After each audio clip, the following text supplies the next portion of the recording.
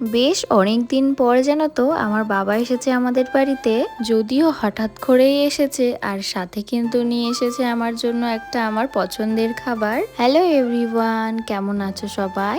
আমি কোয়েল চলে আসলাম আবারও একটা নতুন ভিডিও নিয়ে। বেশ কটা দিন আগে জানো তো আমি দুটো তাল দিয়ে এসেছিলাম আমাদের বাড়িতে, আর সেই তালেরই না আজকে বড়া হয়েছিল বাড়িতে। তো সেই কারণে মা আমার বাবার কাছ দিয়ে না একটু পাঠিয়ে দিয়েছিল। মা বাবা তো এরকমই হয়, যখনই তাদের সন্তানের কোনো একটা প্রিয় খাবার বাড়িতে হয় তখনই চেষ্টা করে তাদেরকে খাওয়ানোর। আমার বাবা আসার পর তো আমি একটুখানি চা করে দিয়েছিলাম, আর এইদিকে এখন আমি রান্নাটাও করছি। সকাল থেকেই জানো তো আমাদের এখানে আজকে ভীষণ বৃষ্টি হচ্ছে, আর আমার বাবা যখন এসেছিল তখন কিন্তু বৃষ্টি ছিল না, তবে আসার পরে একটুখানি পর থেকে বৃষ্টি শুরু হয়ে যায়। তাই আমি বলেছিলাম দুপুরবেলা খাওয়া দাওয়া করে তারপরেই কিন্তু যেতে। আমার কিন্তু এদিকে রান্না বান্না কমপ্লিট হয়ে গেছে, আর এইদিকে আমার বাবাকে আর আমার শ্বশুরমশাইকে দুজনকে একবারে খেতে দিয়ে দিয়েছি। আমার বাবা যেহেতু মাছ মাংস কিছুই খায় না, তার জন্য ডিম করেছিলাম, মানে মোটামুটি ডিমটা একটু খায়, এছাড়া অন্য কিছুই খায় না। তাই ওই কয়েকটা ভাজা করেছিলাম,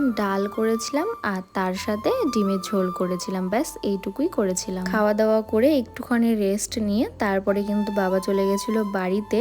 আমার তো তারপরে পড়ানো ছিল, আর ওদের যখন আমি ছুটি দিয়ে দিয়েছিলাম আমি চুল বাঁধছিলাম, তো আমার এই স্টুডেন্টটা আমাকে বলছে যে বৌদি চলো আমি তোমাকে আজকে চুলটা বেঁধে দিচ্ছি। আমি বললাম ঠিক আছে দে। অনেকে আবার কিন্তু বলতে পারে যে পড়তে এসে এই সব করছে, তাদের উদ্দেশ্যে একটা কথা আমি বলে রাখি, ওদের কিন্তু পড়া হয়ে গেছে, আর এটা ছিল ছুটির পরে যখন ওদের বাড়ির থেকে ওদের গার্জেনরা নিতে আসবে তার আগ করে একটু। যাই হোক, সকালের কয়েকটা বড়া ছিল তো সেটা আমি খেয়েছি, আর তার সাথে শাশুড়ি মা চা করেছিল তো সেটাও একটু খেলাম। এখন ওই রাত 9:30 মতো বাজে, আর খাওয়া দাওয়া তো আমার হয়ে গেছে, তার জন্য একটুখানি ব্রাশ করে একটু ফেস ওয়াশও করে এসছি। আমার এই ফেসে জানো তো বেশ কয়েকটা ব্রণ দেখা দিয়েছে, মানে এগুলো আমি এখন কি করে তাড়াবো আমি বুঝতে পারছি না। আচ্ছা, তোমাদের যদি কোনো হোম রেমেডি জানা থাকে আমাকে একটু কমেন্ট করে জানিও তো। এখনই তো শুয়ে পড়বো, তাই দেখো আমি একটু বিছানাটাও ঠিকঠাক করে নিচ্ছি। আচ্ছা, আমার মতো কে কে আছে বলো তো, যারা ফ্যানও চালাও সাথে ব্ল্যাঙ্কেটও গায়ে দাও?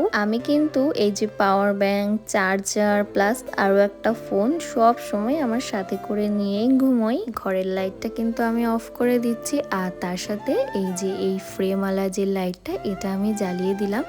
একদম অন্ধকার ঘরে না আমি আবার ঘুমোতে পারি না। ভিডিও ভালো লাগলে ফলো করে দিও। Bye bye.